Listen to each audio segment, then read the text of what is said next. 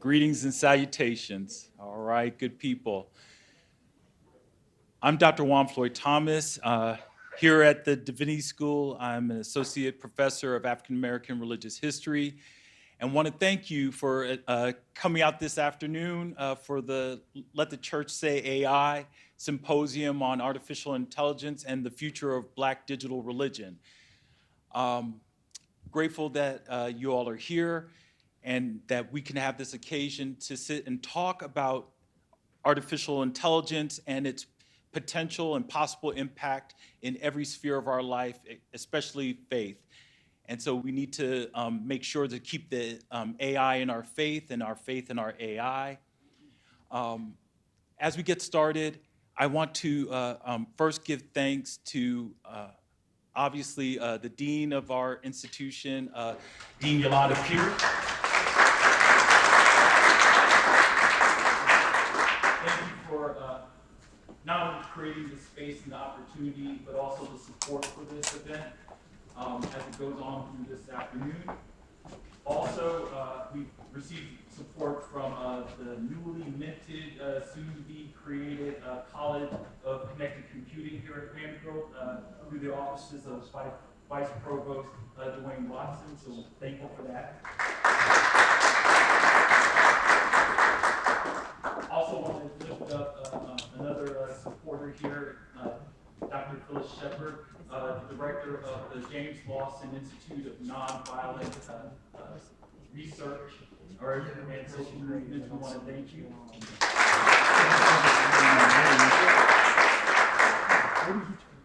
So without further ado, I want to clear a way so that our dean can offer some words of welcome to you all, and then we will proceed with the program.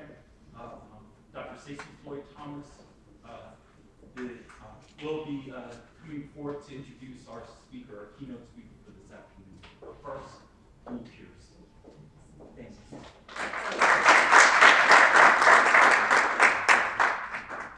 Good afternoon, everyone. If not, I can use my because I can definitely use my big girl church voice. So good afternoon, and I just extend welcomes to you all. Let me just briefly say that I am excited about the conversation that we have today because I am a digital native. I'm an early adapter of technology. I love all of this stuff. I am a Trekkie. That's the most important thing you can know about me as a dean, is that I actually am a Trekkie. And so as AI has sort of come to its fruition, I've been really paying attention. And I've paid enough attention that the digital native, early adopter of technology and resident Trekkie is now a skeptic. And I am a skeptic, and that is why I need to be in the room, because I keep thinking about the ways in which these tools, and that's all they are tools, are the product of human bias that shows up for Black people in so many different ways. And so I'm grappling with all of this. I'm grappling with the AI medical dictation software that somehow inserts ghost words into the analysis of the doctor's record. What are those implications for those who are already dealing with health disparities? I'm grappling with AI and its use in surveillance tools, because those surveillance tools disproportionately affect people of color. And then I'm grappling with the catastrophic environmental impact of AI. And that is where I locate myself as a theologian who deeply cares about our stewardship of the earth. What do we do with this impact? What do we do with the shadow president's Colossus data center in Memphis, the largest of its kind in the world, where one of its council persons says the ongoing policy violence that allows XAI to continue the consistent damaging of our lungs in Southwest Memphis is immoral. Language around morals and ethics and who gets to steward the limited resources of the earth are the kinds of conversations we have here at the Divinity School. And so I am grappling with the possibility of tools that can do so much good. And I'm also grappling with the possibilities of those tools as they are sometimes, in fact, harmful. These ethical and moral and legal questions are the questions that we have to wrestle with here. And then ultimately, this, before I turn it over to my dear colleague, I'm also deeply concerned about the human. You can't do theology and not be concerned about the human. I'm concerned about the human because I am watching the rapid speed at which we are quickly affording AI the status of the human. The therapists that are now bots may in fact be considered human. What do we even do with computer-generated worshipers? See, the question of the human for me is a theological question, but it is also the question as a person of African descent that I have to ask because it took well until the last century for there to be legal rulings that I had a soul that could be saved and was therefore human. So these questions for me that I'm wrestling with are salvific questions, they're moral, they're ethical, they're legal. And so as the resident skeptic, Trekkie on one hand, because I mean, that's the world that I wanted to see. I thought a world in which there was food for everyone and there was no crime, in which a radically inclusive world would be the future. I'm still waiting on that world, as are you. Perhaps that is our yet to come. But I am someone who has to learn some more in order to think and to deal with the skepticism that I bring to bear despite being an early adopter of this technology. This, a divinity school, is the place for those kinds of debates, for those kinds of questions. Bring it all here and let's work through it. It is now my privilege and honor to introduce one of my amazing colleagues, a person who really is one of the reasons why I'm here today, Dr. Stacey Floyd Thomas.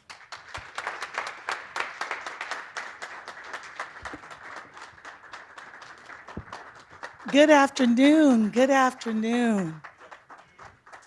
My name is Stacey Floyd Thomas, and it's my pleasure to be here. I am the Carpenter Chair and Professor of Ethics and Society. And so you might be wondering, what does an ethicist have to do with AI?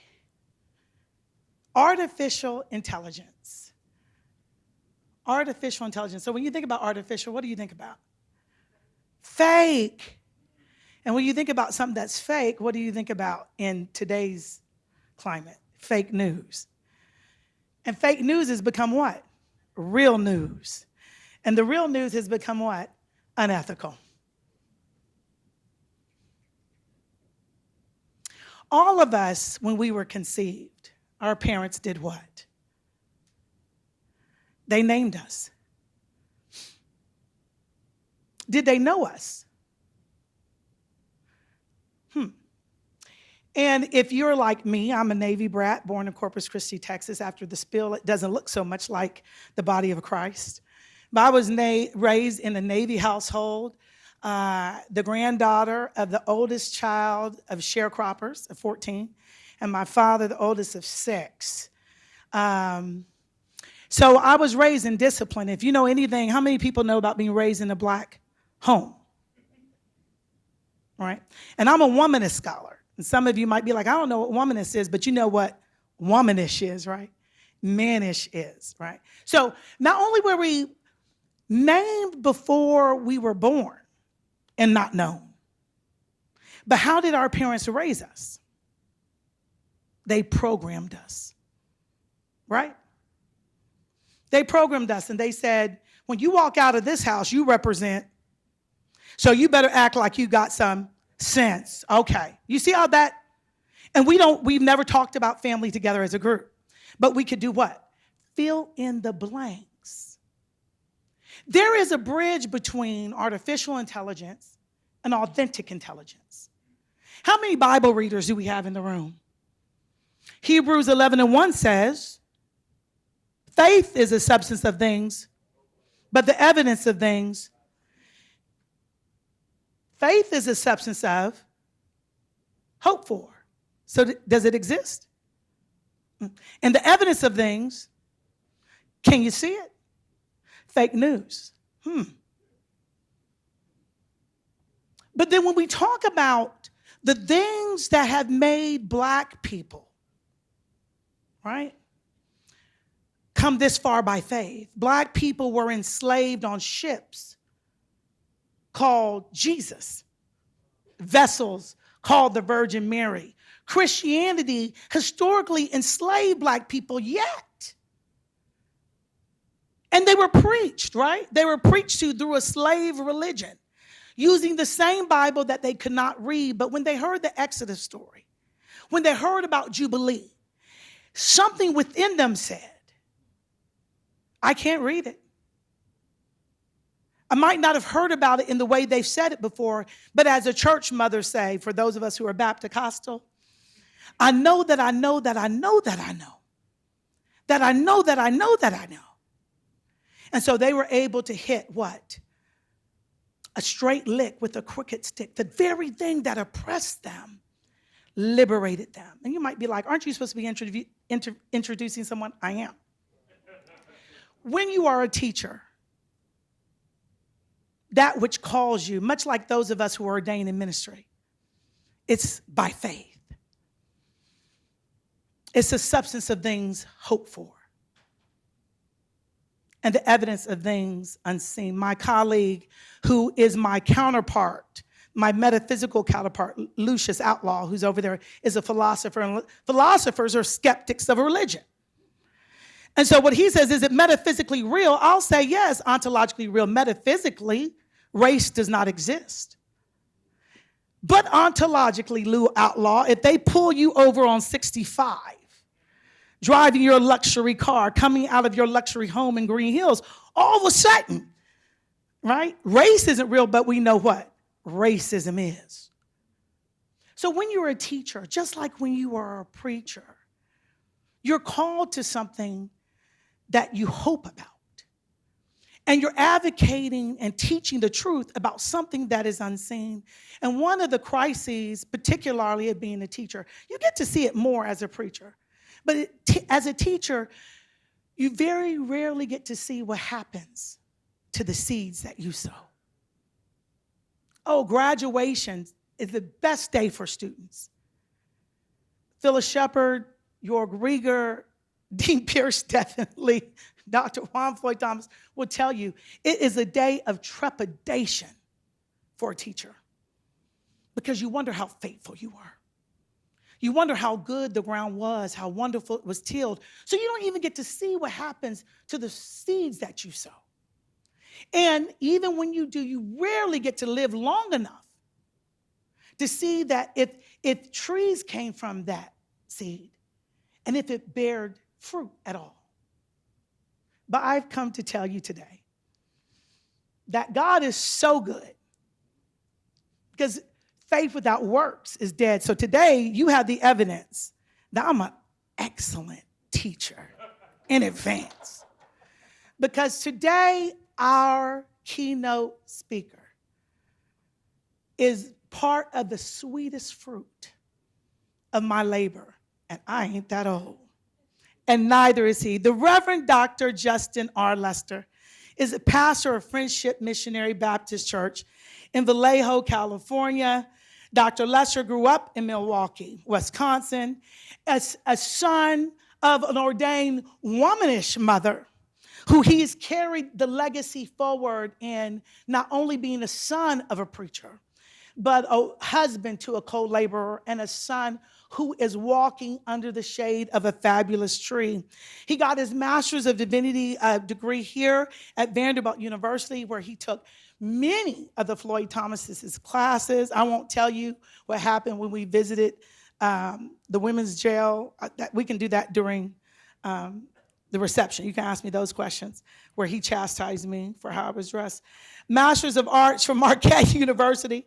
And the D-men from the other school of prophets, before we had our D-men program, otherwise he would have been here, at Boston University with a dissertation entitled, Let's Play Church, Gamifying New England Black Church Revitalization, where he got that degree with distinction and utilizes the tenets of play as prophetically gaming culture to create a paradigm across cross-generational sustainable ministry.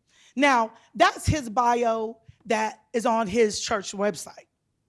But I want to tell you what the news has said, okay? NPR says this young pastor is the one to watch because he's bringing young people and Black people back to the church that has harmed them and left them behind.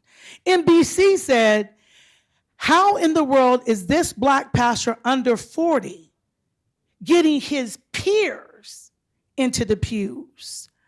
Pro Joe article said, this Baptist pastor has looked at the disease of COVID and has healed us by changing the church forever. Brown Gadfly said, Christian faith and progressive politics has never looked so good. Without further ado, the sweetest fruit of my labor, proof of my genius, one who has anchored it down in not only artificial intelligence, but one who has bridged the digital divide between the church and the academy, authentic intelligence that would otherwise really be artificial. One who believes in linking divine justice and social justice. Our star, my student, Reverend Dr. Justin Lester. Thank you. Thank you. Thank you so much. Thank you. It's so good to be here with you guys and to share this with all of you. It's such an honor to be back here at Vanderbilt. I love Nashville, and my wife and I always joke that if there's one place that the Lord said you can go back to, I said, I will run, skip, and jump to Nashville. It's just a beautiful space. It's an honor to be here at Vanderbilt, to Dean Pierce and to the Floyd Thomases. Thank you guys so very much. I'm a better human because of the two of you, and I'm a better person because of the two of you. And thank you guys so very much for all you poured into me.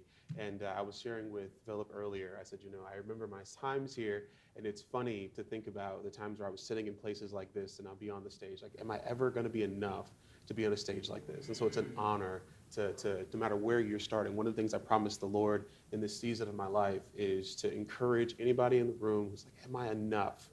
2015, I asked the same question. In 2025, God has blessed the opportunity to share this. And so it's an honor to be here. I pastor some of God's favorite people in Vallejo, California. I'm 45 minutes north of Silicon Valley. And so I get a chance to really engage with some people to talk through some of this work. And so I've been all in on this because I think it's really interesting to see and perceive what the future may be like. And so the title of our talk today for a little bit is very simple to the point. I love Kendrick Lamar, so I had to get this. AI in our DNA. I want to talk about justice-centered use of artificial intelligence in Black churches. And I want to invite you tonight, this afternoon, on a journey. I want to talk about history, I want to talk about theology, and use this towards action. And really, to me, as much as I'm saying, Kendrick is saying, I got loyalty, got royalty inside my DNA, I want to remind us that we have innovation, we have resilience, we have possibility inside of our DNA, that artificial intelligence, I think, needs to be a part of our ongoing story.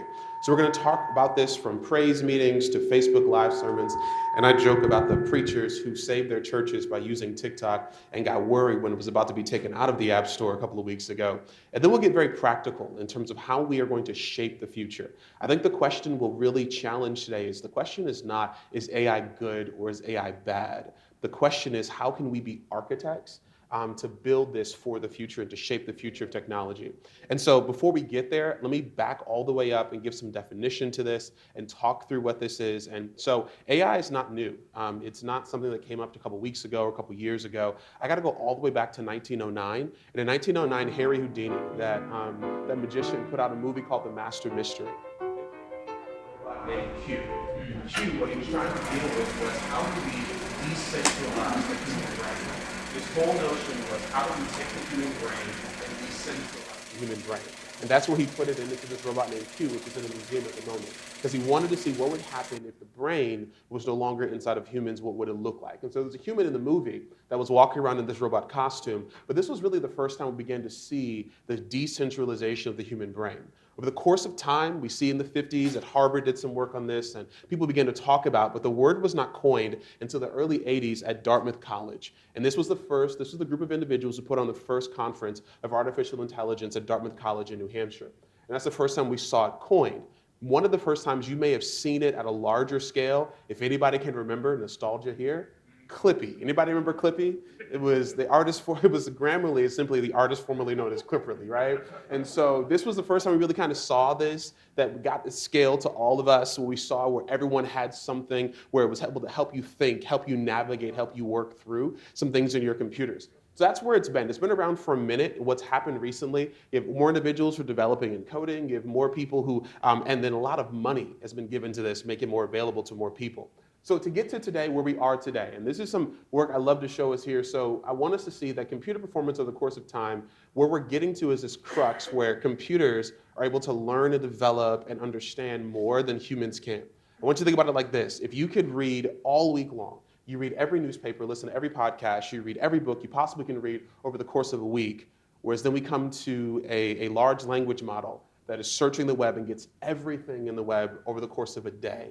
It's able to learn far more than we're able to learn over the course of a week or the course of a day. I want to see that people are using it. We talk about the areas, especially inside of churches, that we see that 56% of people, 18 to 24, are using it daily, 22% of people, 25 to 34, are using some sort of tool on a regular basis. And so I think because we see what people are doing, whether they're doing it intentionally or unintentionally, because on average, I believe the last one I read was in the first 15 minutes of our day, you're using some sort of artificial intelligence 17 times.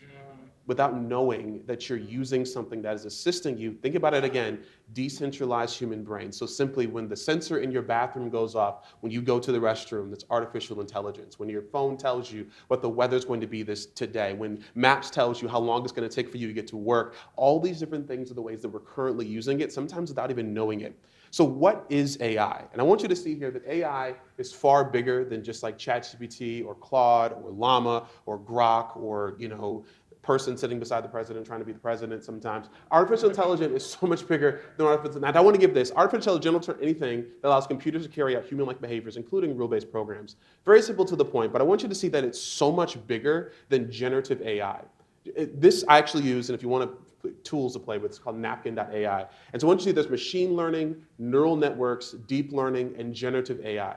Generative AI is just a part of the larger picture of artificial intelligence. And to show you this, so machine learning is where you're going to see those spam filters. So you don't tell your computer to, on every single email that you don't read or don't engage with, your spam filter is part of machine learning, a small thing, a much larger picture of AI. Then you have neural networks, which I put here for image recognition systems, where the network learns to identify objects like cats or cars by analyzing pixel patterns. And one way I want you to think about how you do this is the CAPTCHAs for security.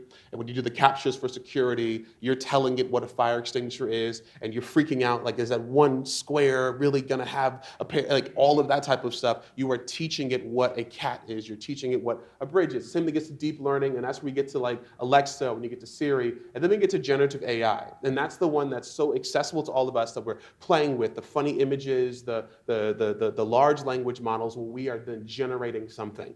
So all of that comes down to, so if we pull that's AI, where are we at in the world with all of this? To me, I want us to remember Web 1, Web 2, Web 3. So we're on the verge of Web 3. Web 1, we got to pull all the way back. So Web 1 identifies the first generation of the World Wide Web. So I want you to think about Ask Jeeves, or when Google went from a company to a verb, right? Where like you're gonna Google this, or you're gonna ask Jeeves, where everything was centralized. It was very basic technology from HTML, Mosaic, and Netscape. When your computer, you had to cut the phone off and log in, and it took 5 minutes for that thing to make sure it can get, y'all remember them sounds, all that, right? You're talking Web 1. That's the early iterations of the web. We're in the middle and toward the end, to me, of Web 2, where that became, now everyone else had a chance to be a part of it. And that's where you see social media, the Facebooks of the world, the Twitters of the world, now X, Wikipedia, where people now had a chance to have input in terms of what's on the web, what's online. And that's where we saw social media. You can curate your playlist. You see Pandora, all of that in Web 2. Now we're getting into the verge of Web 3, which is the decentralized web. Think cryptocurrency, right? Artificial intelligence and machine learning, the Internet of Things. The goal is to provide personalized, secure, decentralized services and reducing the influence of central authorities. My issue and my challenge for us as we engage in this conversation today is, so if the world, if our tech, if your jobs, if everything around us is moving to Web 3, decentralized, some central authorities, where we have all these different advances, why in the world are our churches still stuck at Web 1?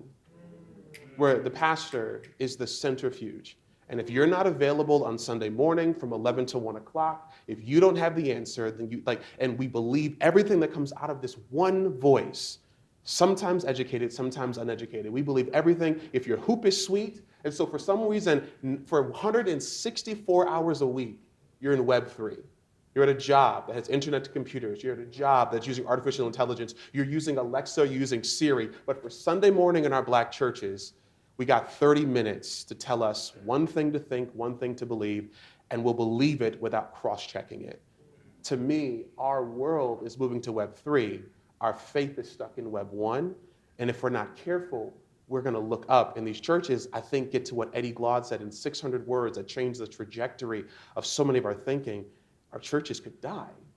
Now, we get these stats, they're growing, they're becoming, and all these things, and I love seeing it, and one of the reasons they are is because some people begin to look at it differently, and I want to challenge us today in this conversation that I want to remind us of who we are as people, that our technology really is black technique, that black technique is technology. And I believe the solution to this is to realize that the DNA we have as black people, the DNA we have here, and that we can utilize the ways that we are unique, we are different to move forward into the future, not just to make our churches Web 3, but that we remember we are prophetic institutions that don't respond to the world, we lead the future. And so to do so, I want to remind us of where we started from. And that's hush harbors. I want to remind us of where we started. Let's go back to the early days of black faith in America. Formerly enslaved Africans who were forbidden from congregating openly found intentional ways to worship. Hush harbors, out in the woods, backwater hollows, and they were secret church services of acts of creative resistance. One writer said it like this: these secret meeting places of formerly enslaved Africans in which our identity and our humanity were affirmed. To me, these hidden sanctuaries are places where we could sing, we could pray, we could preach, we could blend African rhythm with Christian hope away from slave master control. And I want you to think about it like this. It was the original encrypted worship channel. It was password protected in the night sky and covered by the trees.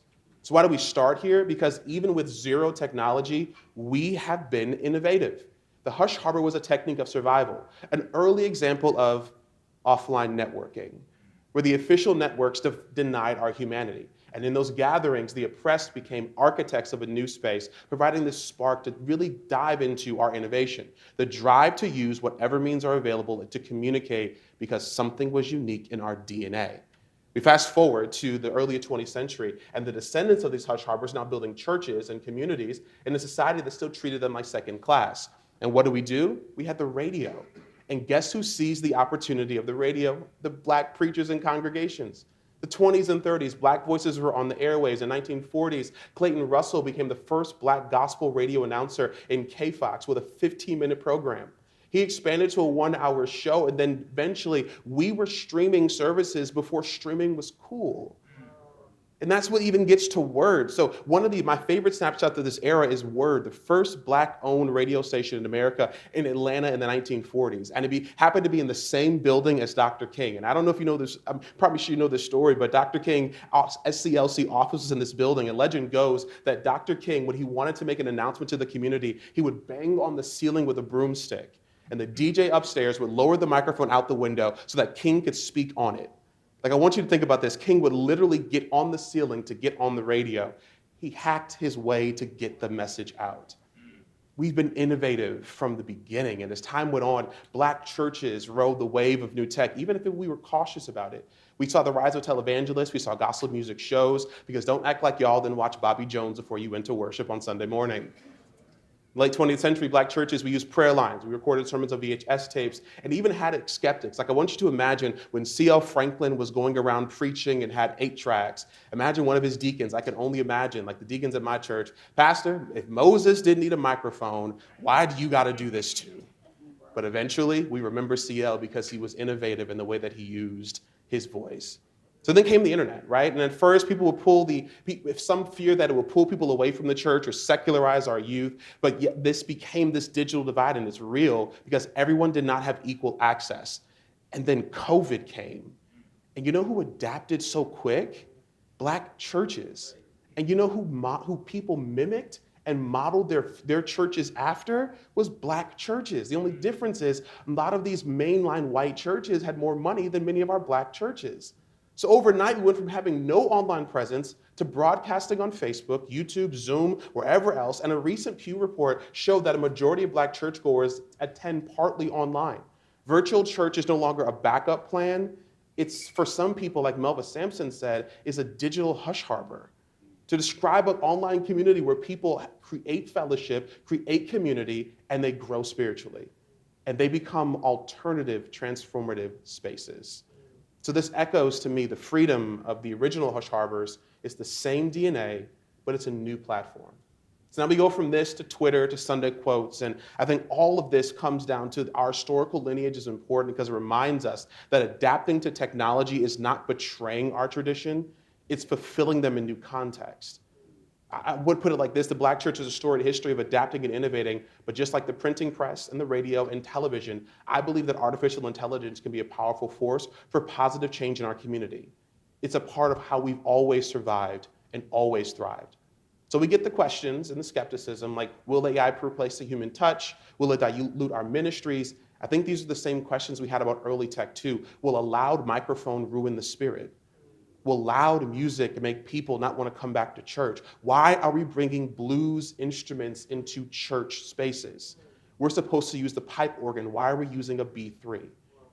That was a blues instrument. We're supposed to be using these instruments. Why are we using this? We're supposed to dress like this. Why are we doing this? But I think history shows us that because of how innovative we are, when used thoughtfully, it can amplify our ministries and not replace it. Like we will still gather in person even after radios and TVs. But I think innovation is a part of our spiritual bloodstream. It's our DNA. So how do we think about this? Well, I want to think about this theologically as well. I think it's going to get to Imago Dei meeting AI. Because if we switch the gears to think about this, I've got to go to Genesis chapter 1, where God created humankind in God's own image.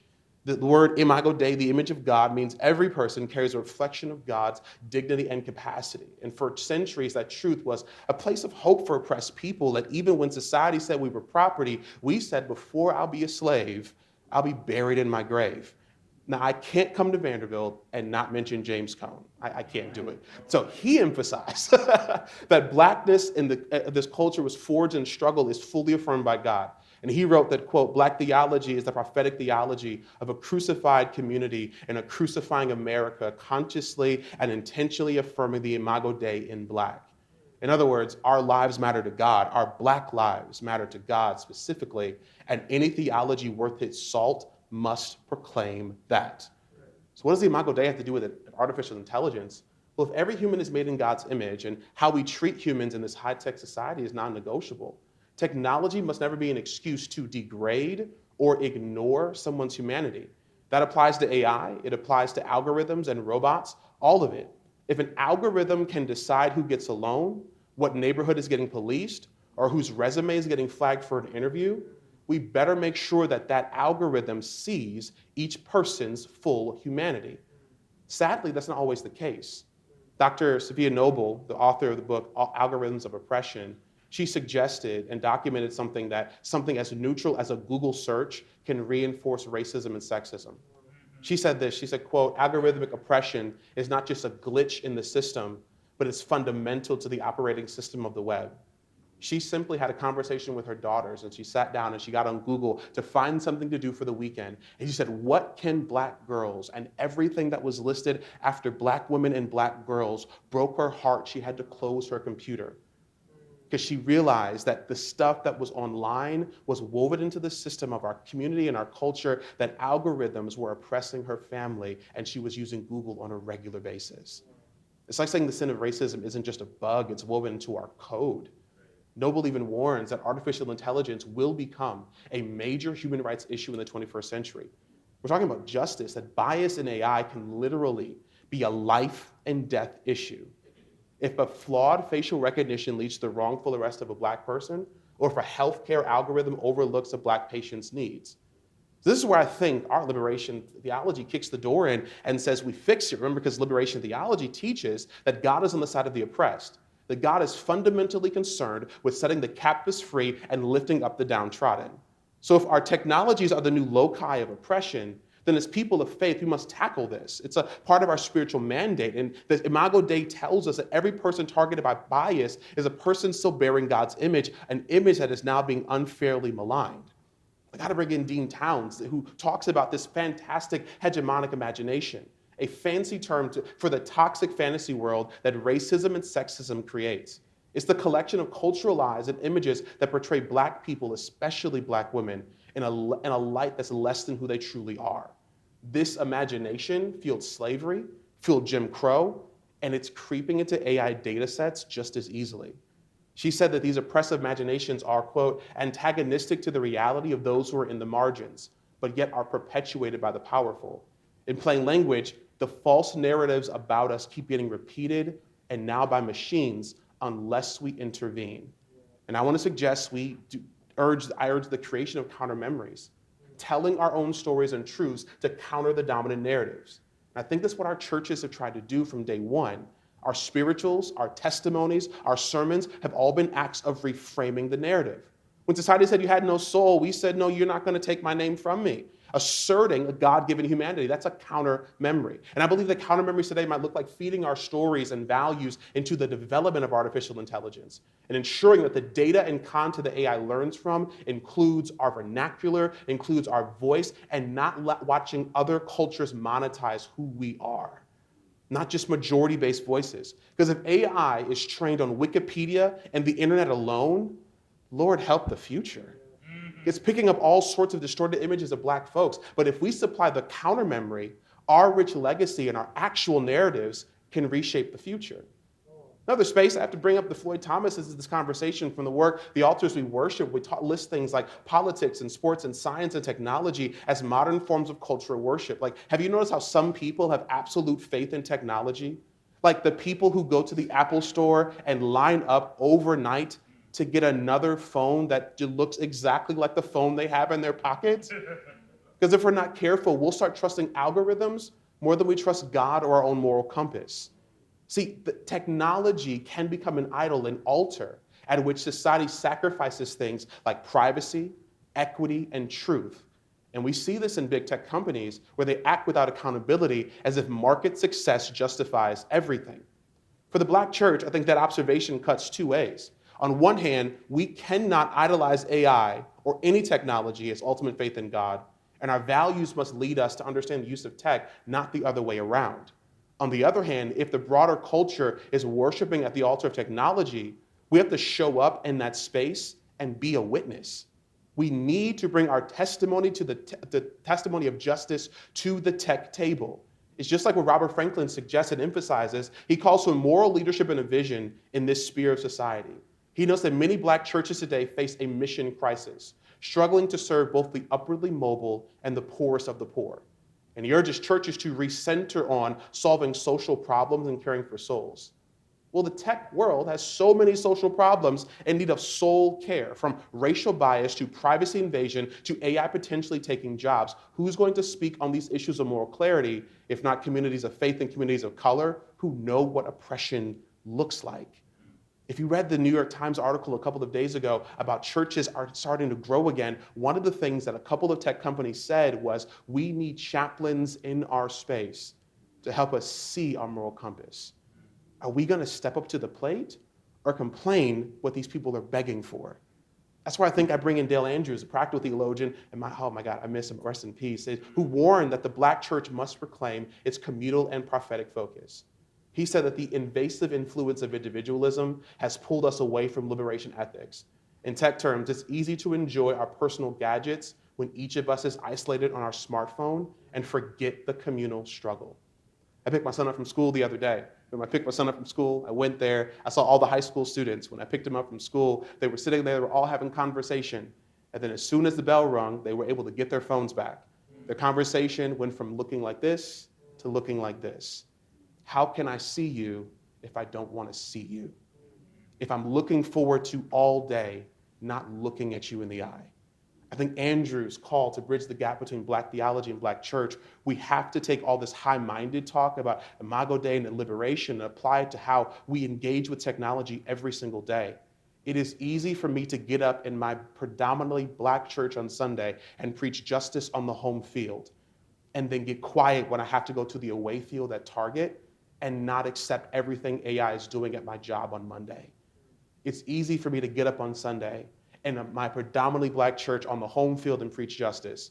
But have we taught our people, have we led people to be strong, to go into the away field at work, the away field in the grocery store, and do the same justice work on Monday?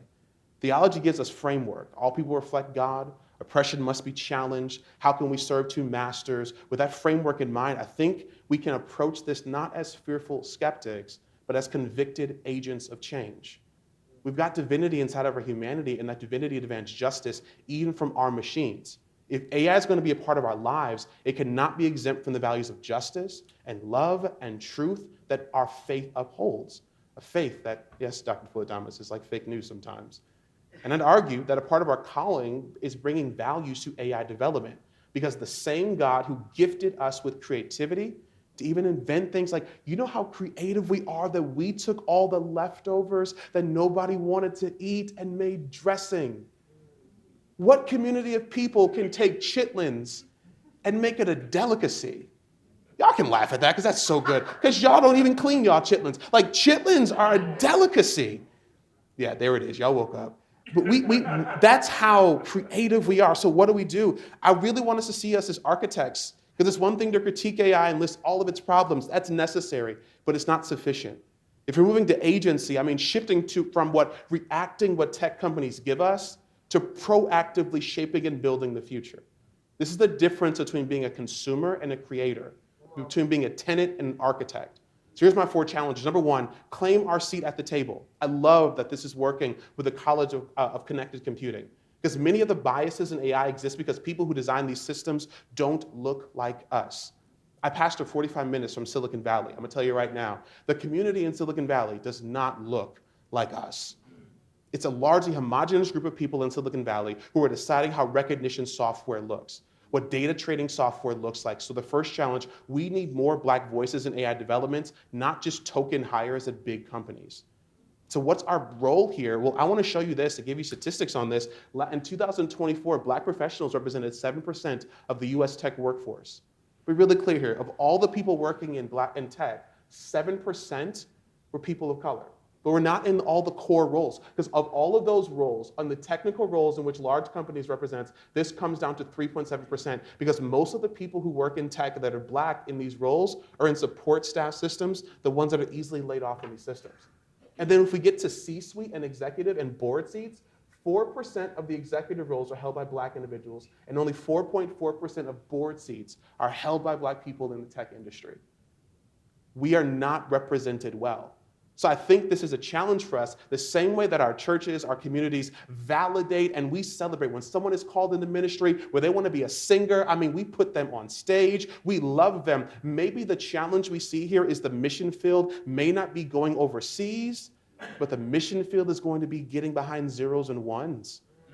Are we celebrating the student who loves computer science, even though they're not on the stage and singing and giving the Easter speech? Are we celebrating not that they built the church website, but that maybe their mission field is Google?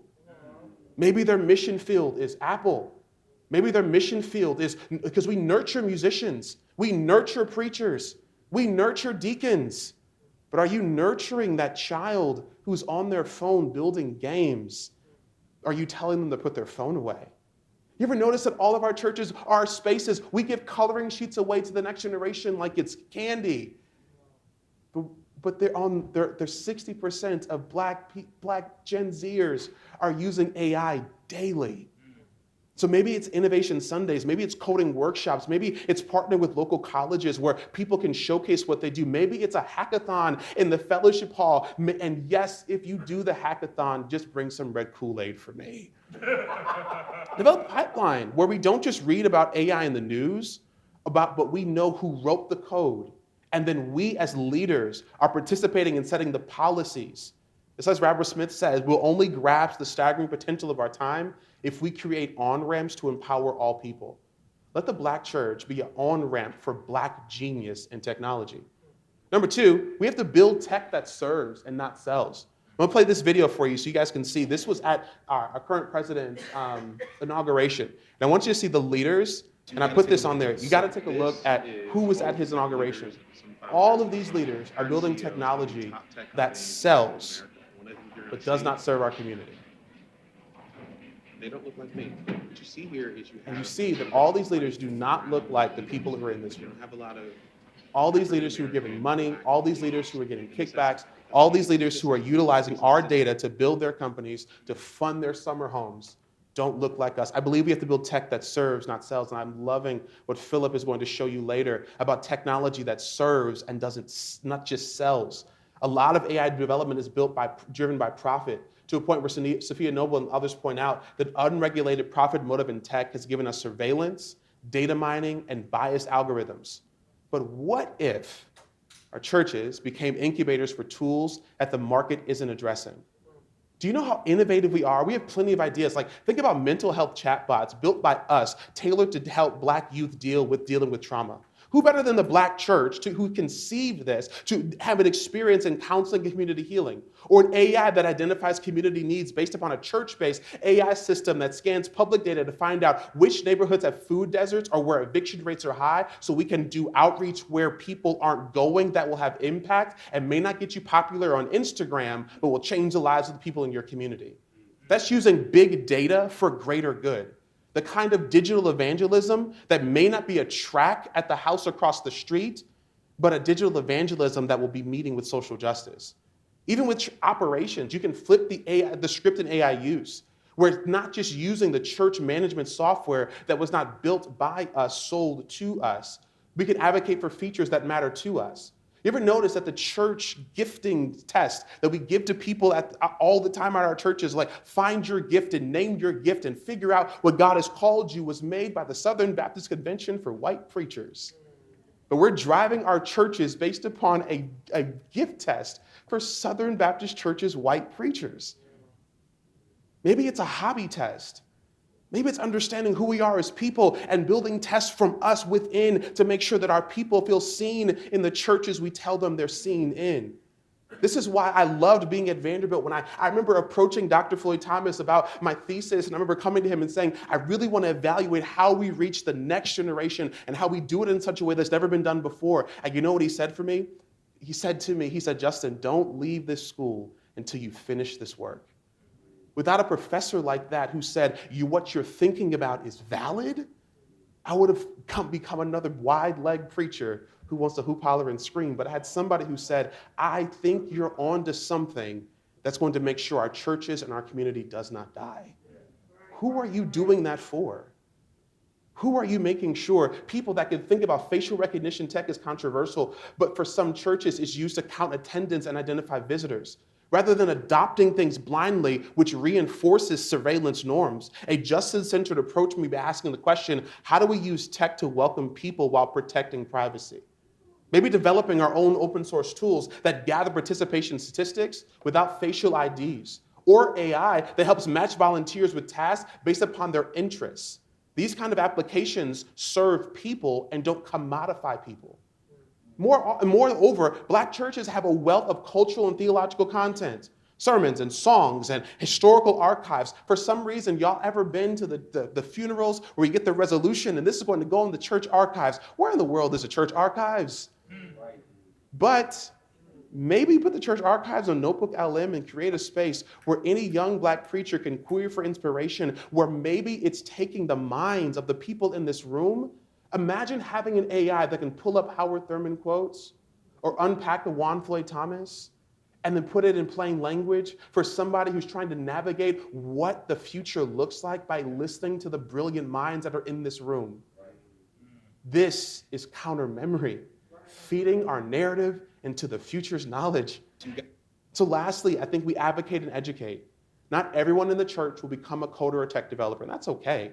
But agency is exercised through advocacy.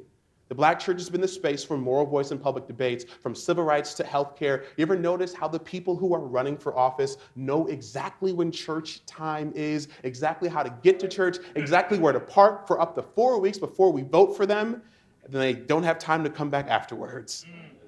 Because we're a space with a whole lot of people, but maybe the same voice that we have when they come to our churches, that we now are leaning that voice into tech ethics conversations. Where government and school systems are adopting AI systems, maybe it's up for Black faith leaders to be at the table asking justice questions. Does this algorithm treat our people fairly? Who gets harmed if it's wrong? We might collaborate with organizations who are fighting for algorithmic justice. Dr. Noble's research has sparked conversations in Washington about regulating big tech monopolies. It's churches in my community in Vallejo who have a coalition coming together demanding transparency and fairness in artificial intelligence. This is the new dimension of our old fight. I think internally we have to educate our people on these issues too. We can't assume that everybody knows how AI impacts their daily lives. That means seminars and bringing people in on topics like online privacy and deepfake and racial bias, because there's power in raising awareness. And when sister so-and-so realizes that the reason the automatic soap dispenser in the bathroom didn't give her soap is because it wasn't trained on darker skin, it's those little realizations that grow a collective push for change, because we demonize what we don't understand. So let's make AI known to demystify it so we can approach it with a clear mind. And then I think we embrace innovation and keep our soul. Having agency doesn't mean jumping on every tech bandwagon without discernment. We are still people of faith, and we still ask, is this edifying and does this go with our mission? If the answer is yes, try the tools out. But if the answer, we are keepers of tradition and have wisdom to guide how technology interacts with them. AI is a way to amplify, not replace. In other words, we remain in control of our message and our methods. For example, there are some churches, my church, for example, is using artificial intelligence language translation. The fastest growing community in Vallejo, California, are non-English speakers. So we have live Spanish translation every single Sunday in our overflow room, because we realize, why are we going to ostracize a whole community when that's a barrier? So let's use AI to close a gap and give community. And coming up every quarter, thank you, every quarter, we have a Spanish, our praise team sings Spanish on Sunday morning. Our team is learning Spanish at a local university, because we said if that's the fastest growing group, then maybe our church has to see, we got to do something different. What about AI tools that can help hearing impaired people see a live transcript of the sermon while you're preaching? Or visually impaired people automatically engaging and hearing the scriptures as you're preaching too as well? This screams justice, because AI tools can enhance the possibility for differently abled people, making our churches more inclusive and welcoming for everyone. So being an architect also knows what to reject. Not all tech trends are right for us. If an AI tool can encourage laziness in the spiritual life or undermine community, maybe we don't need it. Like, I don't think we need a fully AI-generated sermon. Oh my God, but y'all know these folk are out here preaching AI-generated sermons. But I think it's like any form of discernment. Prove all things and hold fast to that which is good. The key is we actively make these choices. We don't accept everything Silicon Valley hands down, because agency means leadership, and leadership means taking risks. And I believe the Black church can be a leader in ethical justice-centered tech use, not by having all the tech in the world, but by modeling conscious, purpose-driven use. And I'll give you a real quick example. There's a group of pastors in Detroit that recently started convening to discuss the impacts of AI in the Black community. They were not tech experts. They brought people in who are, and they educated themselves so they can guide their congregations. For the Black Churches for Digital Equity, who's working to bridge the digital divide in Black communities, because if you can't have AI justice if half the community can't even get online, that's stepping into the tech advocacy role, and I believe we need more of that. So as I'm going forward to get to the end of this, I joke, I wrote in my notes here, I said, you said you're going to close 3 times. I'm a black preacher, so I close 3 to 4 times. I think even looks at seminaries and looks at even our divinity schools where we include basic digital literacy and ethical tech training for future pastors.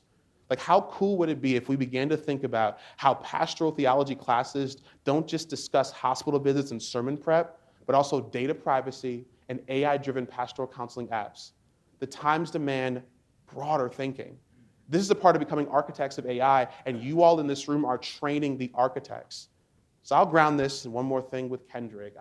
Kendrick raps about having power, poison, pain, and joy inside my DNA.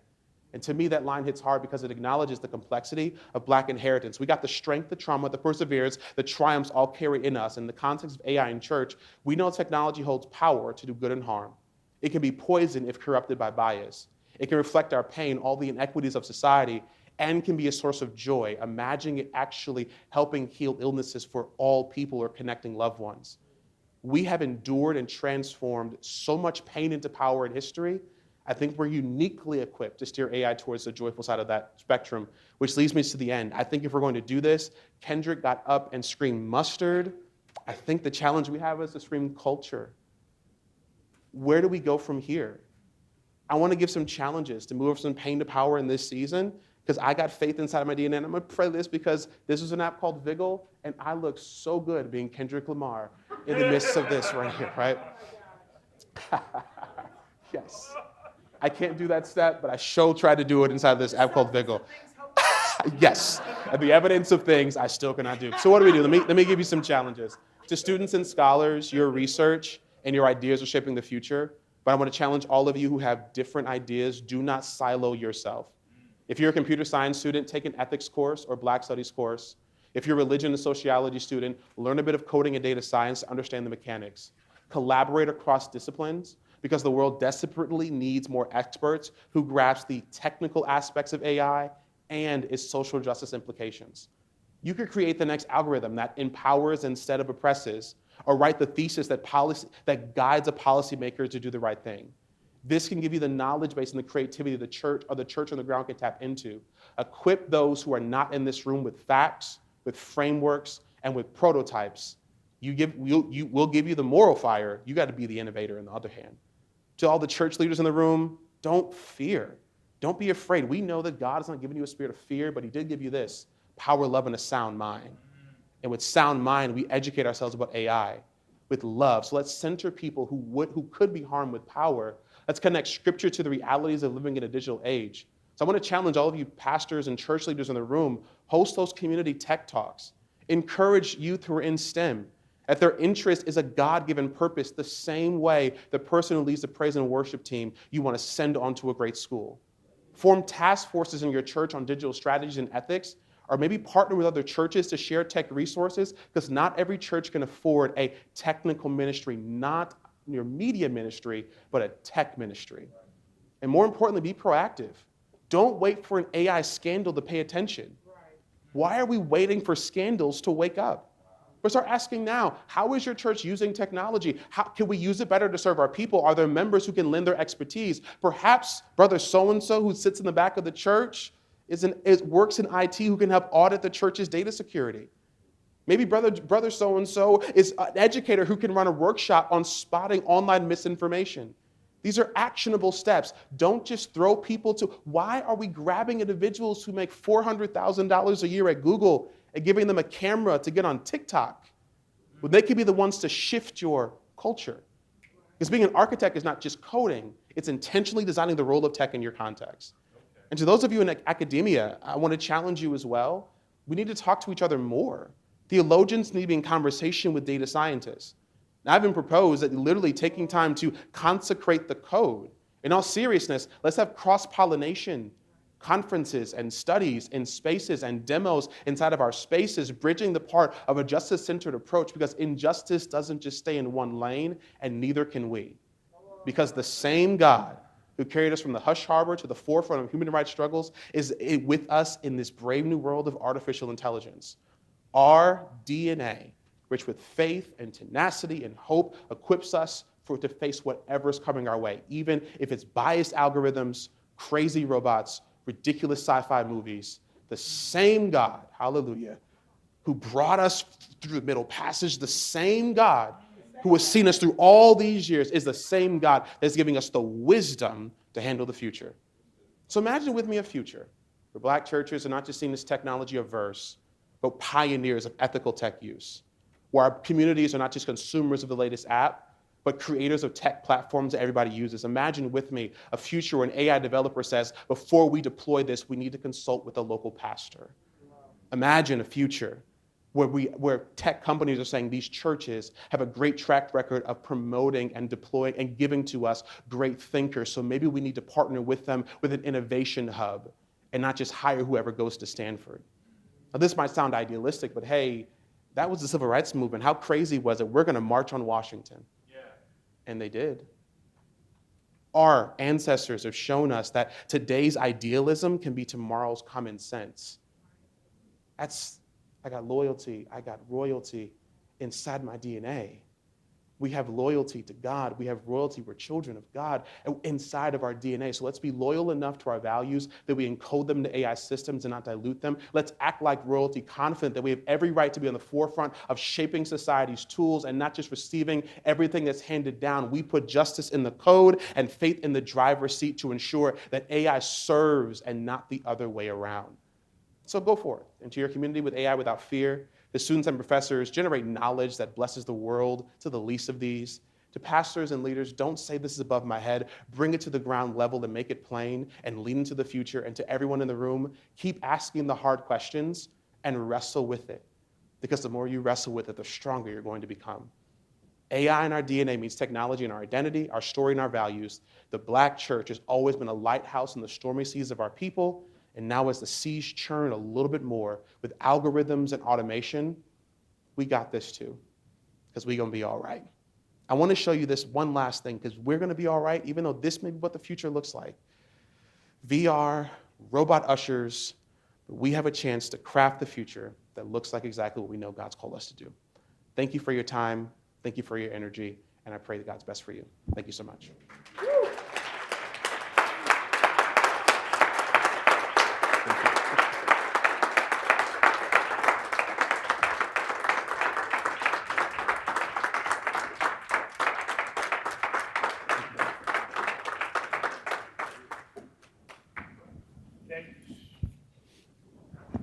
Hello? Okay. All right. So we have lunch prepared across the way, but we do have a few moments. If anyone has a burning question after hearing this awesome and remarkable keynote, if you've got some questions, please don't hesitate, don't vacillate, don't offer any kind of moment to renegotiate. Let's go. All right.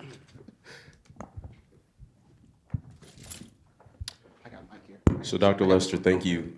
Thank you so much for just a whirlwind of information. It's really exciting, I think, in a lot of ways to think of the ways that theology can be involved in kind of this next forefront for technology.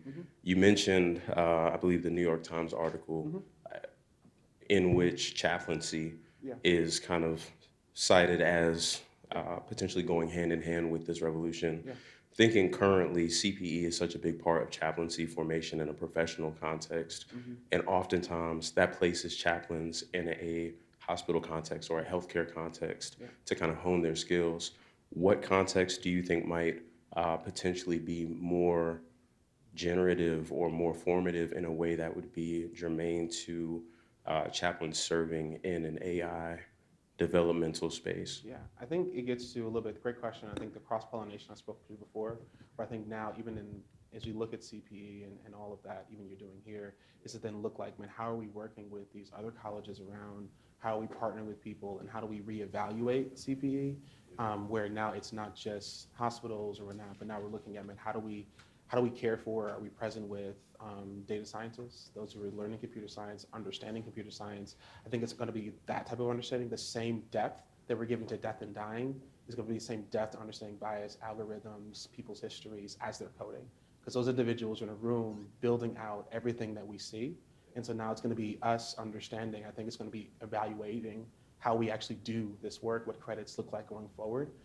To me, man, this whole piece, I didn't get to this, and I think a larger piece of this is we have to see AI as the new calculator, right?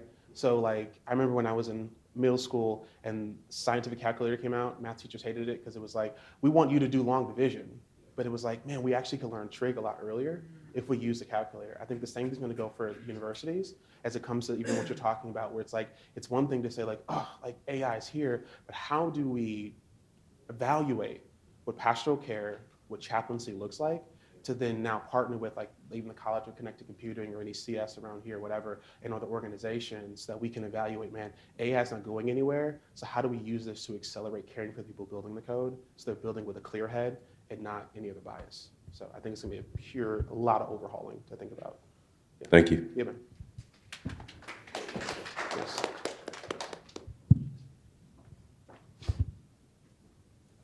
Yes, one moment. Thank you. Thank you for your talk.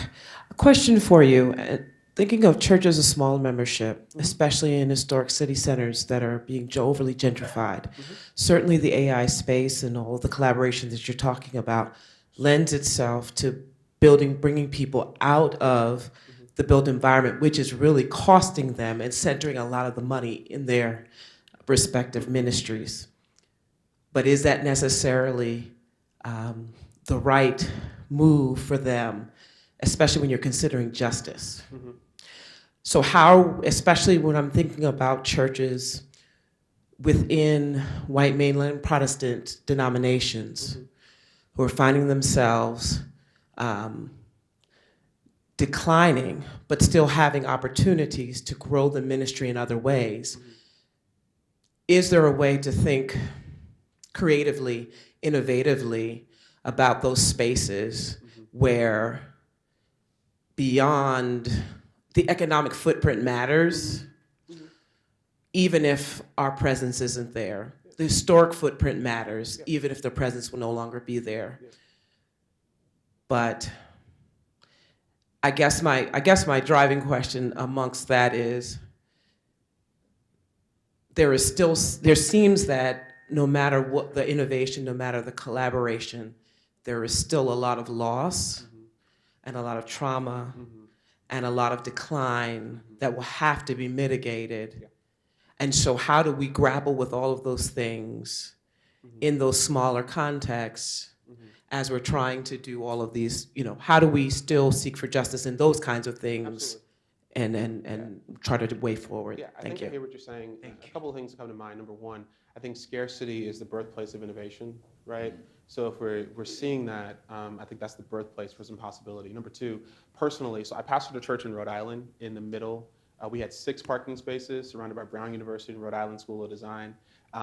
We literally had to beg Rhode Island School of Design when we started growing for parking place because we had no place to park in the middle of a hill. And so in the richest area of New England, right? So to that point, I had to lead our congregation. That's why gamifying was such a big deal for me, where then it said like, it was not a matter of like just who we've been, but who we are, and not even envisioning the future, like who are we and where are we? And there was some loss. So we had some moments, literally, there was a moment I brought, so that's where like in a scarcity is place, birthplace of innovation, we literally brought a funeral casket in, and so we had to have some funerals over some things. We had to let some things die, and then we had to deal with those deaths. So I actually then treated some cultural loss as a funeral. I took it serious. And if we're stating reality, if we have to confront reality, if that's part of leadership, then there's some areas where we literally had to confront some hard realities. We will not play the pipe organ again, not because it's not a good thing, but I'm not spending $100,000 to renovate it, right? To fix it, right? So we literally had to take some time to bury some things and then give life to some things that are possible. I suggest our churches also begin to have dream sessions, all things that don't cost. We love complaining, I believe, I've seen this as a pastor. We got church meetings where we complain so much. We don't have meetings where we dream. And I don't think that often our pastors or leaders invite the members into their prayer time to let them know, like, this is what I really sense God is going to do. This is what I sense for our community. And so where AI can assist is market research. Really fully researching who's in the community, where are people coming from, what are their interests, what do they desire. And now these are all opportunities without paying any sort of money. And now we're able to understand our community, we're able to understand ourselves, deal with and grapple with the reality of like what church is not, but then also dream for what our church can be. And the dreaming for the church can be also, to that point, is not skinny jeans, is not an LED screen, because I know some storefronts that got LED screens that are still as dysfunctional as the big church that got one too. But the opportunity is really, like, I use culture when, like, I just keep, every time I see this, is Kendrick Lamar screaming, culture, right? Like, if we really grab a hold of our culture, who we are, what we stand for, our values, I think we'll see our churches really begin to find renewal again. And then AI, I think, can assist us in doing the nitty-gritty work so that we as leaders can focus on doing the work that we're called to do, shepherding, and not doing the nitty-gritty work of emails and calls and all of that. So I think it can assist. And as a person who did, I told my church, I said, y'all may not like AI, but the only reason we're still here is because your pastor's using AI. Because I would have lost my mind if I had to do some of the nitty-gritty stuff we had to do. But the reason I was able to pastor is because I was able to use AI tools to assist us to sustain some things. So, with that, got to your question. Dr. Lester, thank you for your lecture today. Thank you. Truth-telling is becoming a more dangerous enterprise on this day of national protest. What is protecting us from an AI that's being unleashed as an instrument of censorship, an instrument that reduces truth-telling rather than produces truth-telling? What is protecting us from it? Yes. Nothing. I know there's policies and things that are coming down, but I think that's why it's so important. And it's not in its infancy, but the stage we're in with it is in its infancy. And I think that's why it's so imperative for us to get into the doors, to help write the policies, to help guide the regulations, to help lead, to be at the table. Not just, like, to me, I told our churches that we're complaining about, like, small things, potholes. We really need to be engaging in something that's a lot larger, having larger effect on us. So I think it's really going to be, there isn't stuff in place. And right now, with our current leadership in Washington, I think we're seeing a lot more pliability that we don't need, that we really don't want. So I think it's going to be for us to get at the table as the stuff is starting to get written, because there aren't a whole lot of stuff that's stopping. And then even the vice president just got up at the Global AI Summit and said, I want to take more safety precautions off of this stuff. So they're making it very clear they want to outpace China for the sake of money.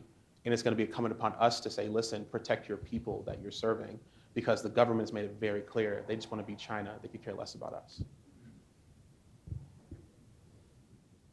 Man, this thing must have been good. Y'all got questions. I love it. I love it. I just want to say thank you so much. This was so enlightening, illuminating, and I haven't been to church in a while, y'all, and I was just at church.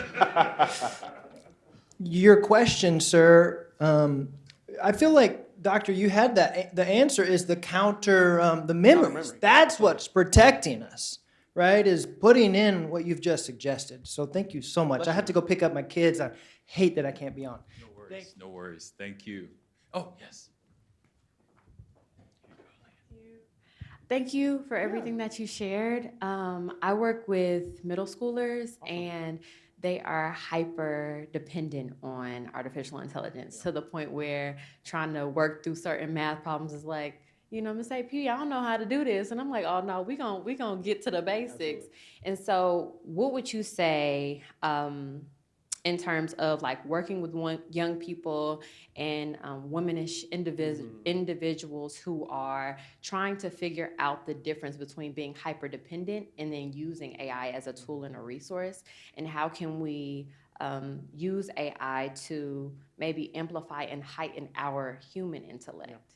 Creativity.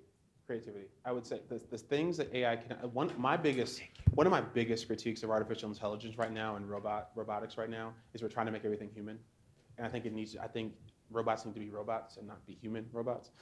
That's a whole nother conversation. But to your point, creativity. So what creativity can you pull out of these kids?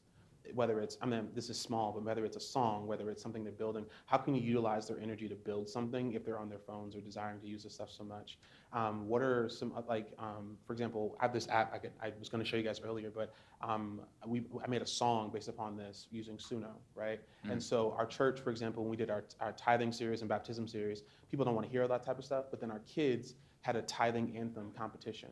And it was all based upon the promptings from my sermons. But then literally our church went up on a Sunday like crazy because the kids were building out their own songs and had a competition like America's Got Talent. If they're using it, then how do we alter the way they use it to teach them something they're going to remember? The same way that we started listening to Walkmans and we did all this stuff earlier, doing that. So I think it's bringing out creativity. Some things I've done when I've taught, see Dr. Harris in the back, I'm teaching students at American Baptist College, and one of the things that we've done for my classes, I encourage them, use it, use Gamma, use ChatGPT, make your prompts better, do custom instructions, do all this stuff. I'll teach y'all how to do it.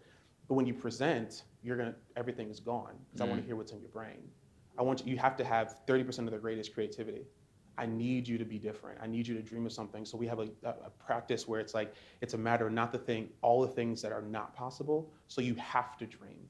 And so I think what AI is doing is taking away the basic to make us really see like how creative we are, how innovative we are. And so I would challenge you. So they probably want to do this, because when they go home, at the end of the day, their parents are tired after work, and they're just like, put the thing in ChatGPT. And I think stats show, 30% of some of the Gen Alphas are literally like, they're having full conversations with advanced voice. Like parents will invest $20 in that instead of spending time with them.